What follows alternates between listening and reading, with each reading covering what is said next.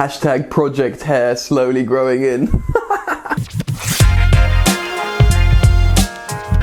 What's going on, people? Welcome back to Football Therapy with me, your host Jan. I hope you lot are all doing well today, my sweet friends. I really do hope that. Welcome back to Chelsea News, the daily series here on Football Therapy, of course, where I go across the rags, see what's being said about the Blues, giving you my opinion on said headlines, but more importantly, asking for yours. Read the intro of me growing my hair. I think it's quite funny because most of you know me as a skinhead, shaven head, but let me blow your mind quickly. Check out these pictures of me like 2 or 3 years ago with long hair. Has that blown your mind? I bet it's blown your mind. Weird, eh? Anyway, 2 stories that I want to talk about today. The first story is regarding Christian Pulisic. Of course, he's been linked away with his sort of absence and in and out of the team. He's obviously made comments about this on international duty, and I want to talk about an article referencing Captain America. And of course, a big rotating story at the moment is Gianluigi Donnarumma, who is still yet to sign a new deal for Milan and is looking more and more likely he will go on a free transfer amid being heavily linked to Chelsea Football Club. Strap yourselves in, get comfortable and pour yourself a drink. Subscribe if you're new, like the video if you want to show your support, my friends, as we get into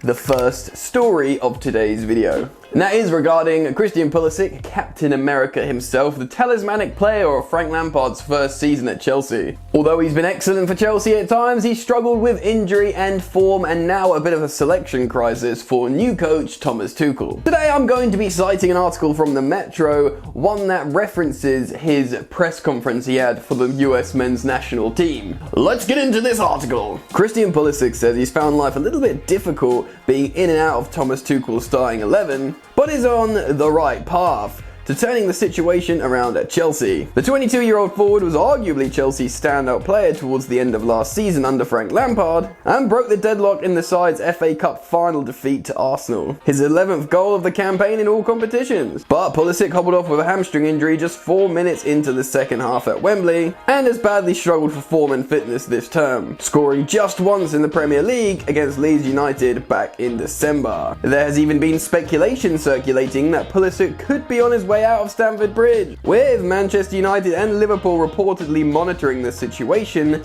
ahead of the summer transfer window. Yeah, so it's been difficult for the American. People forget just how good he was for Chelsea under Frank Lampard.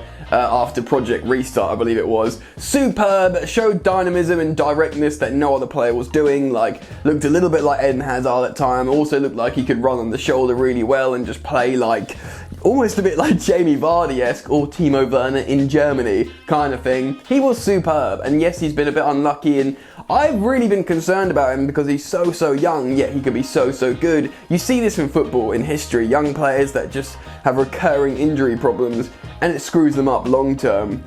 Jack Wilshere. Sorry. Let's read on. However, Tuchel reportedly played down these rumours, and Pulisic insists he will continue to work hard to become a key player and end the season on a high. It hasn't been the easiest thing, Pulisic told reporters ahead of the friendly with Jamaica. Obviously, I'm a guy who wants to play, but I think I'm on a really good path. I love to take on challenges. I love to not prove people wrong, but prove myself right in a way.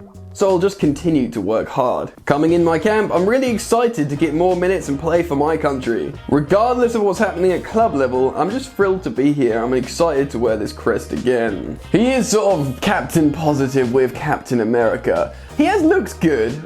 And I mean, he's been an interesting case with Thomas Tuchel. To be honest, when he played wing-back, I was thinking, what? Because he's not necessarily exactly like Callum Hudson-Odoi, I wasn't necessarily thinking, oh, this is going to be another revelation from Thomas Tuchel, and he didn't seem to suit wing-back that well. I am really just gagging to see him in this Chelsea team, though, to find his best form, because form Christian Pulisic frightens the Premier League.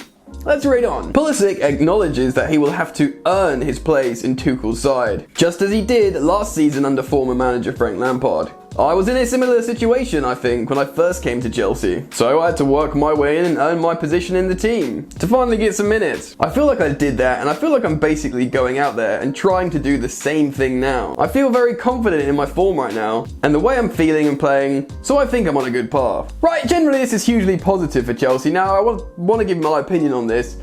I think obviously the rumours of an exit are nonsense. They often come out when a new coach comes in and someone doesn't play. Pulisic could be so good for Chelsea. And this international break could have come at a perfect time. A lot of people think, oh, Chelsea are going well, you know, is there going to be a bad time to stop momentum? But the truth is, you know, our game against Sheffield United was rather underwhelming. I think it probably does come at a good time.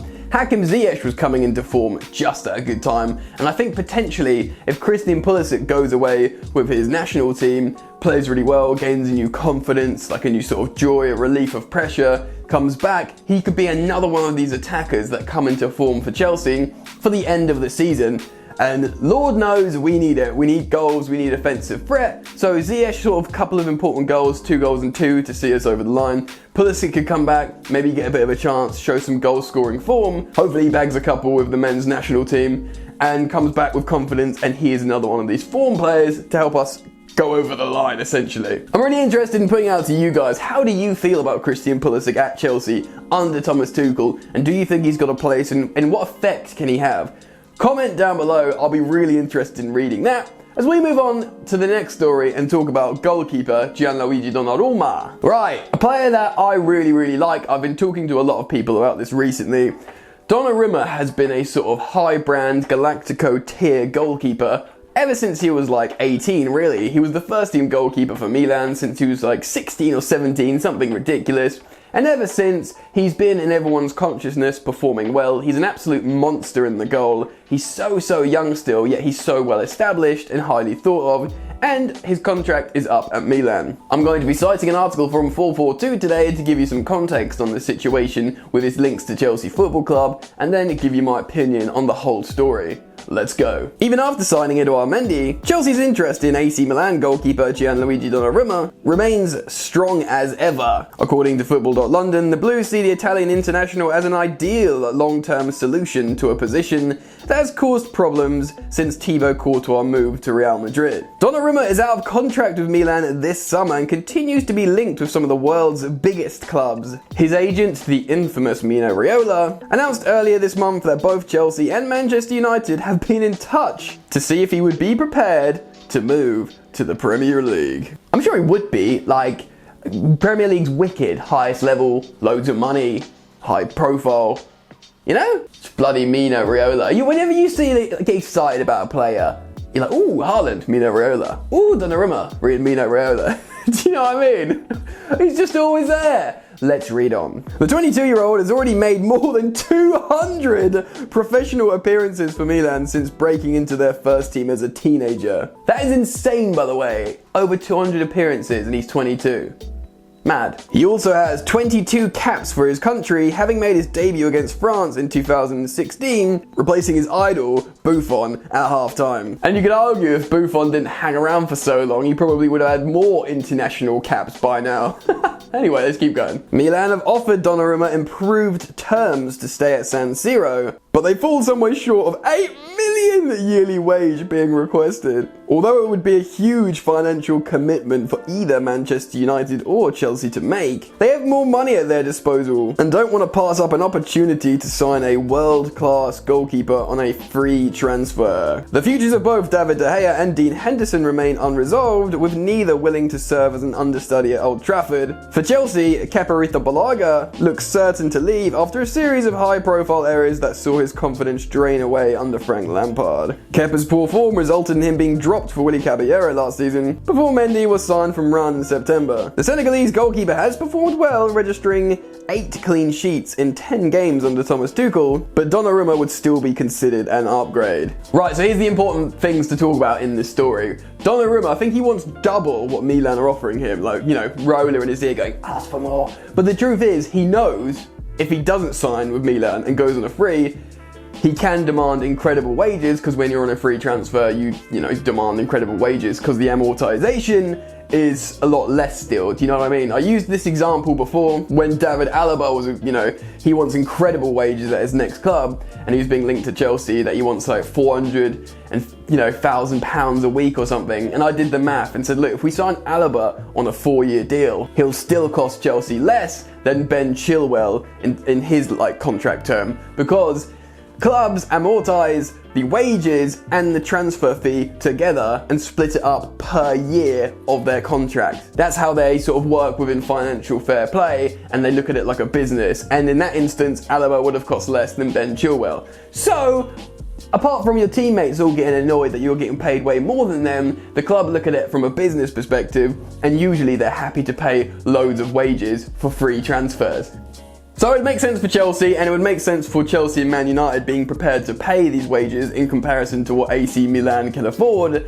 So there's that.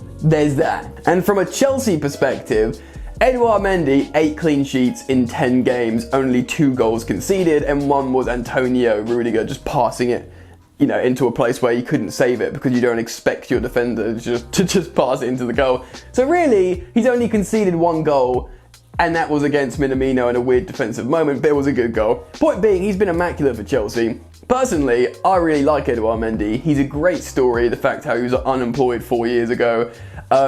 Seems like a really nice man, and he's a great goalkeeper, and it's a triumphant story. And I personally would be happy for him to stay at Chelsea and continue this feel-good story.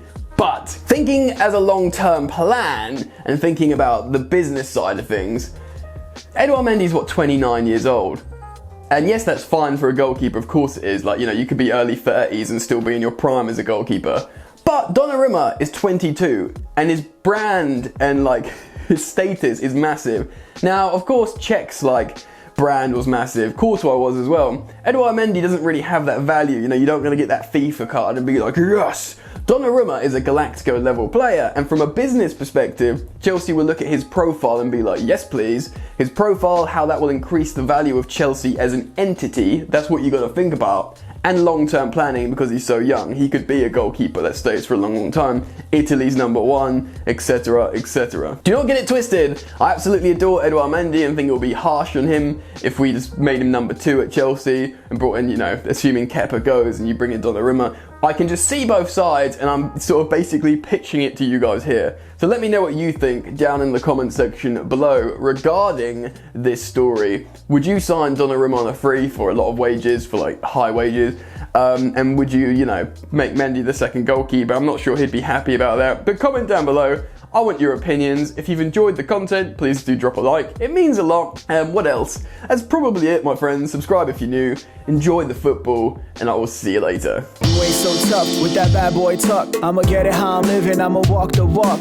Outline my lines, I rap through thought. Body bag the verse, outlined in chalk. In my life seen trouble, hustle on the double. Silence on the trigger like my pick got a muzzle. Yo, chick like to guzzle, bad boy stay in trouble. I only love this paper, sorry I don't. I laugh me, baby.